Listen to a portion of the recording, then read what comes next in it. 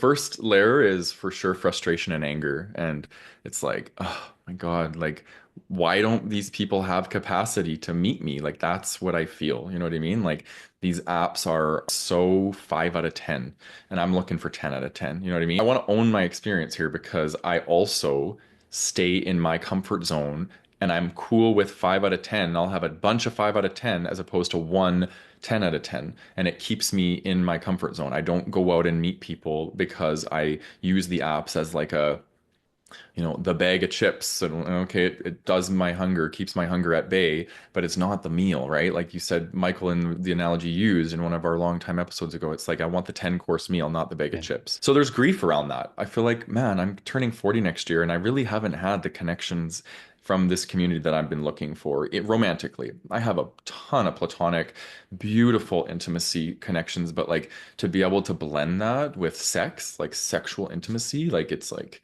Cricketville. I have a lot of anger and grief and sadness because of that. I think where a lot of the frustration comes from is I see a lot of these discrepancies. I see and read people's profiles that, looking for monogamy, looking for deeper connection, have a lot of awareness, make sure you're in therapy, blah, blah, blah. All these things, they're saying all the right things on their profile. And then you engage with them and they're not showing up in the ways that they're of what they're saying that they're looking for, right? So the discrepancies for me really cause a lot of frustration.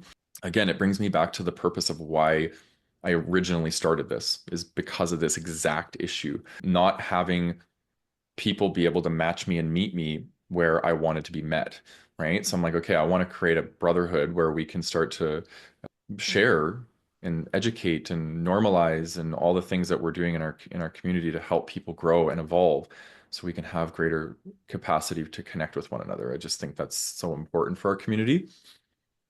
And then I think that the apps have negatively impacted my life in the sense that I've lost community and connection from it. As soon as the apps came online, sure, I've got more quantity of connection, but the quality of connection has gone down significantly from when I was in my 20s, when people had to go out. You had to leave your house if you wanted connection with other gay men. And I think that's so yeah, again, I don't want to be the full on take a big shit on the dating apps, but because there is benefit for sure. Like if you look at AI, you look at technology, the evolution of technology, like it's always going to have pros and cons, and we can focus on both. But it is important. It's important to be aware of the negatives and how they could be possibly impacting.